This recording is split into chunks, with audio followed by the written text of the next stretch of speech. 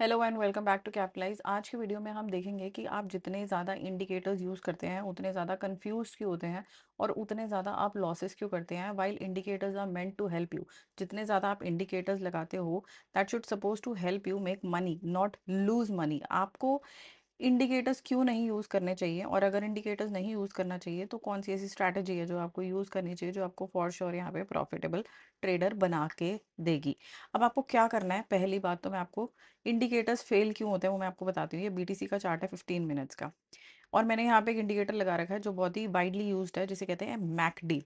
तो यहाँ पे एमएसीडी ने आपको इस जगह में जहाँ मेरा क्रॉस हेयर है 22 अप्रैल 12:45 में आपको एक सेल सिग्नल दिया, यानी कि रेड लाइन यहाँ पर ऊपर है, ब्लू लाइन यहाँ पर नीचे है, तो ये क्रॉस ओवर हुआ which means it should go into sell. इसी जगह पे अगर आप प्राइस नोटिस करो, इस रेड कैंडल के बाद कोई रेड कैंडल नहीं बनी है। यहाँ पर 77,900 का प्राइस था, और एग्जैक्टली अगर आपने यहाँ सेल किया होता और इस कैंडल के ऊपर आपने अपना स्टॉप लॉस प्लेस किया होता तो ये आपका इमीडिएटली स्टॉप लॉस ले जा चुका है। इसके बाद नीचे आना तो बहुत दूर की बात है, साइडवेज होना भी बहुत दूर की बात है। यहाँ पे प्राइजेस कॉन्टिन्यूसली यहाँ से अप ही गए हैं।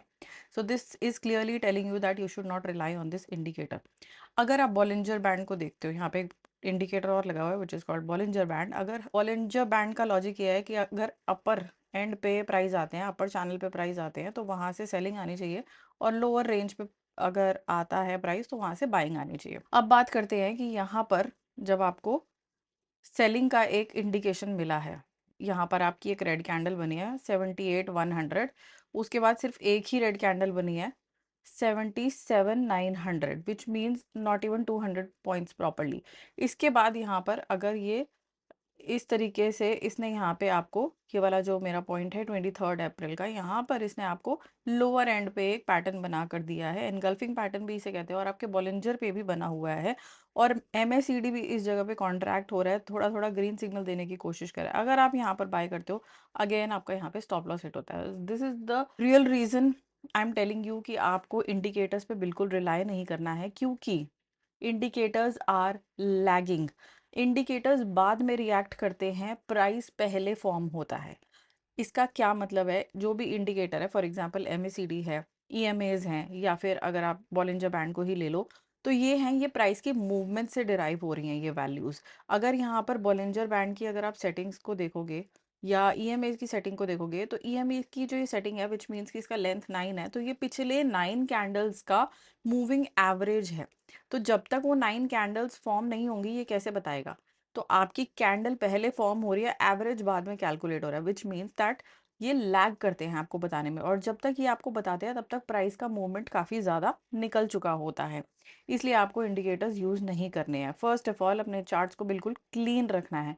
इस तरीके से आपने यहाँ पे जाना है डस्टबिन पे और इन सारे इंडिकेटर्स को फेंक देना है। अगर सिर्फ एक इंडिकेटर मैं आपको बताऊं जिस पे आप कंप्लीटली रिलाई कर सकते हो, दैट वुड बी आरएसआई। और आरएसआई को भी आप बहुत लिमिटेड चीज़ों के लिए आपको यूज़ करना है। फॉर एग्जांपल उसे ओवरबॉट या ओवरसोल्ड जोन के लिए नहीं यूज़ करना है। पर्सनली मैं जो आरएसआई में देखती हूँ वो डाइवर्जेंसेस देखती हूँ, जो मैं आपको आगे आने वाले वीडियोज़ में क्लियरली एक्सप्लेन करूंगी। बट इस तरीके से अगर आपको चार्ट कैसे रीड करना है बिना इंडिकेटर्स की हेल्प के, आपको पता लगना चाहिए कि कहाँ पे बाय की फॉर्मेशन हो रही है। फॉर एग्जांपल दिस प्लेस, यहाँ हम बता सकते हैं कि बाय की फॉर्मेशन हो रही है और यहाँ पे एक अच्छा आपको ट्रेंड मिला है। अगर आपको ये जानना है कि यहाँ पर सेल की फॉर्मेशन आपको बिना इंडिकेटर की हेल्प से कैसे पता लगी है और अभी तक यहाँ पे ट्रेंड यहाँ पे सेल में है, तो मैं आगे आने वाली वीडियोस में आपको समझाऊंगी। Please make sure you subscribe to the channel and bell notification को ऑन कर दीजिए ताकि आपको आगे आने वाली वीडियोस के बारे में नोटिफिकेशन मिलता रहे। सो इसलिए आप कोशिश कीजिए कम से कम इंडिकेटर्स पर रिलाई कीजिए। इनफैक्ट मैं तो कहूँगी इंडिकेटर्स को यूज़ ही मत कीजिए, कोशिश कीजिए प्योरली प्राइस एक्शन को फॉलो कीजिए, और वहीं से आपको सारे हिंट्स मिल जाते हैं कि मार्केट साइडवेज होने वाला है, बाय में जाने वाला है या सेल में जाने वाला है।